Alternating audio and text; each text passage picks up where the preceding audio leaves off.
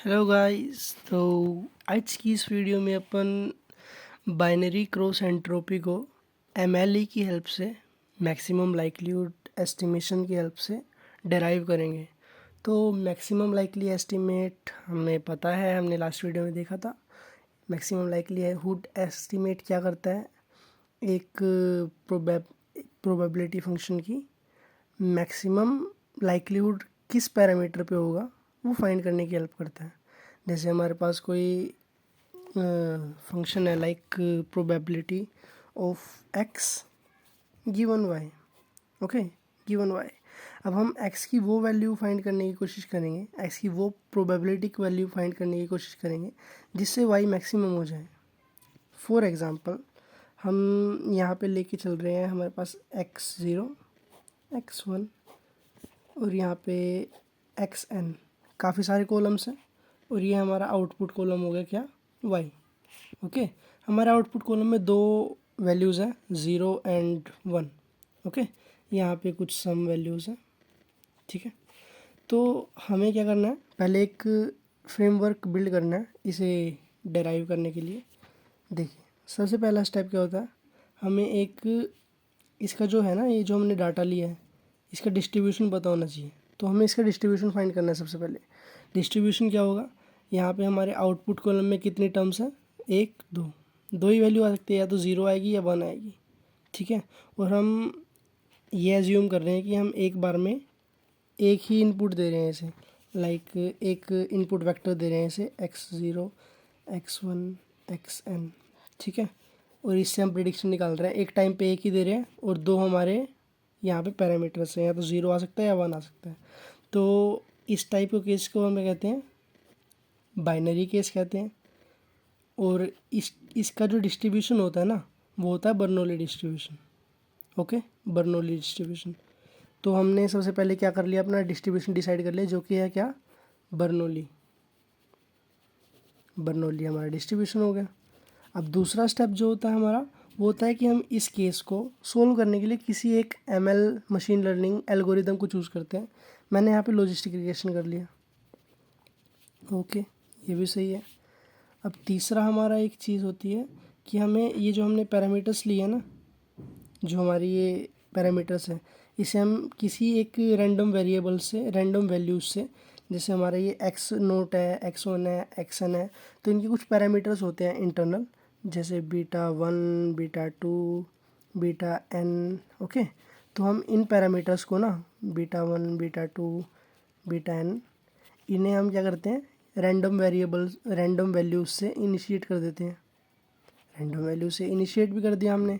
अब fourth step क्या होता है हमारा, ये जो हमने प्रोबेबिलिटी डिस्ट्रीब्यूशन लिया है ना, इसका एक पीएमएफ होता है, प्रोबेबिलिटी मास फंक्शन, जो कि क्या करता है, हमें बताता है कि किसी पर्टिकुलर वैल्यू के लिए वहाँ पे प्रोबेबिलिटी क्या है। तो बर्नौली के केस में प्रोबेबिलिटी मास फंक्शन कौन सा होता है, ये प्रोबेबिलिटी मास फंक्शन इसके केस में होता है p⁻k, इनटू में ये डॉट है 1 - p⁻1 - k, ये हमने डिफाइन कर लिया। अब जो हमारा फिफ्थ स्टेप होता है ना, वो होता है मैक्सिमम वैल्यू फाइंड करने का। अब उससे पहले हमें क्या करना है, इसका लॉस फंक्शन हमें पता है क्या दे रखा है हमें,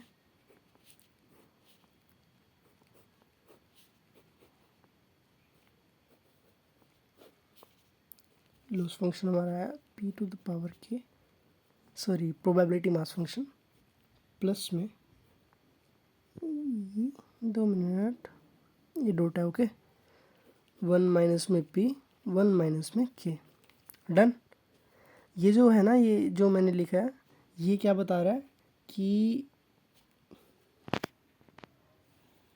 ये जो है ना, एक्स सेमीकोलन बीटा लिखा है मैंने, इसका मतलब क्या है, सबसे पहले हो गया वाई गिवन एक्स। एक्स जो है, जो हमारी एक्स वैल्यूज़ हैं ये वाली, ये पैरामीटराइज हो रखी है बीटा के ऊपर। तो ये मतलब है इस इक्वेशन का। और ये हमारा पीएमएफ हो गया।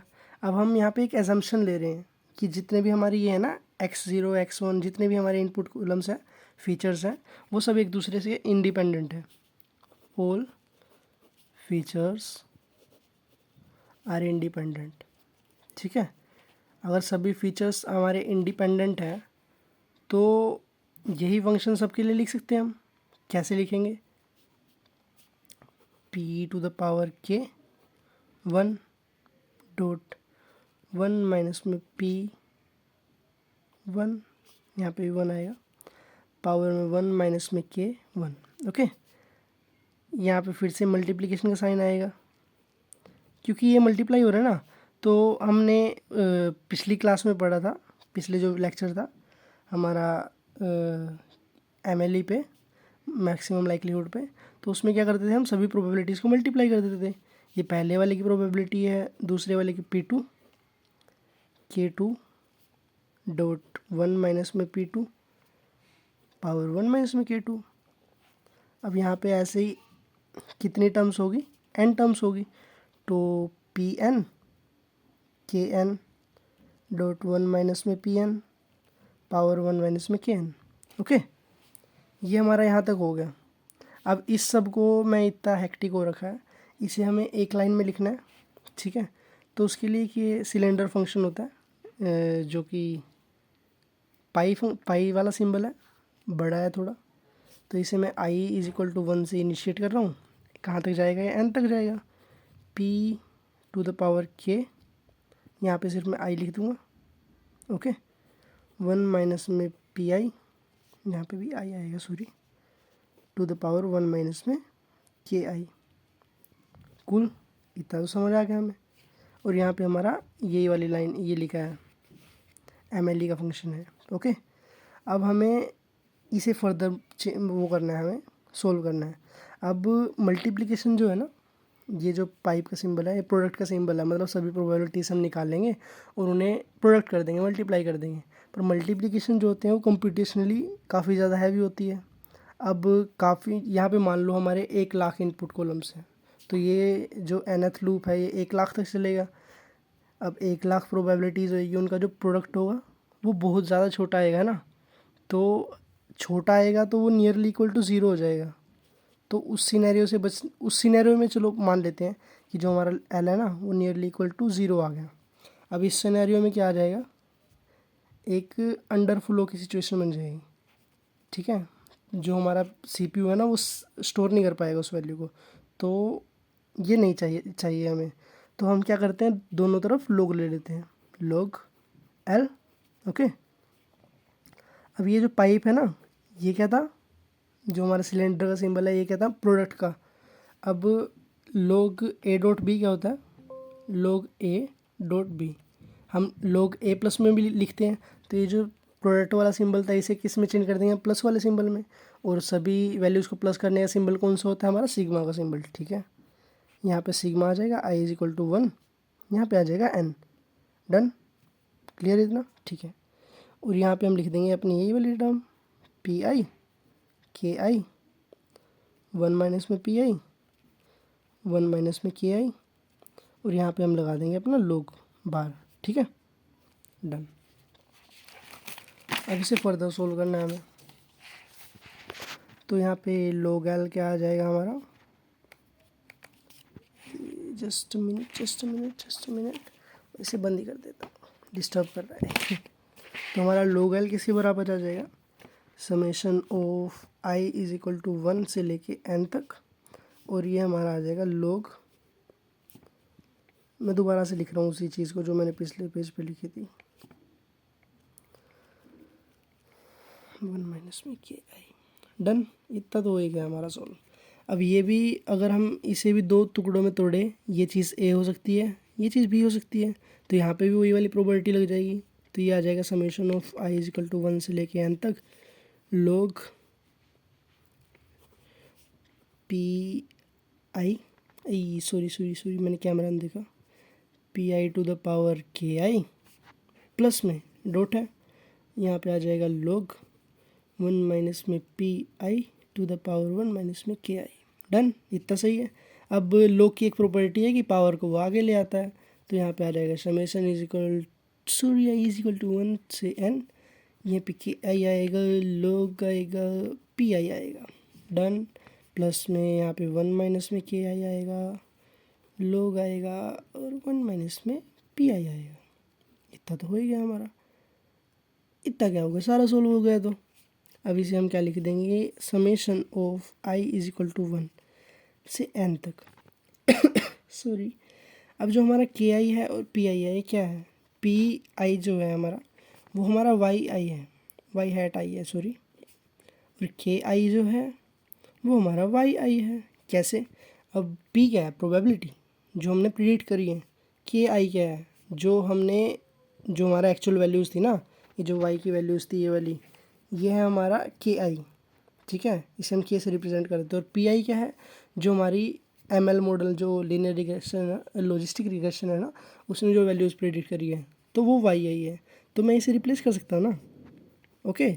तो यहाँ पे मैं लिख दूँगा वाई आई, के आई की जगह लॉग पी आई की जगह मैं लिख दूँगा वाई आई हैट, ओके।